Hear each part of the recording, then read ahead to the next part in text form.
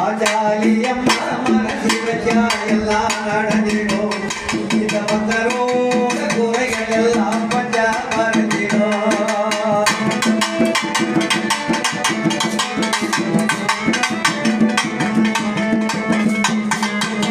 பம்பை சட்ட கேட்டாலே பாவம் பறக்குதான் அந்த பம்பை சத்தம் கேட்டாலே பாவம் பறக்குதான் மலரடி நினைத்தாலே செல்வம் குளிக்குதான்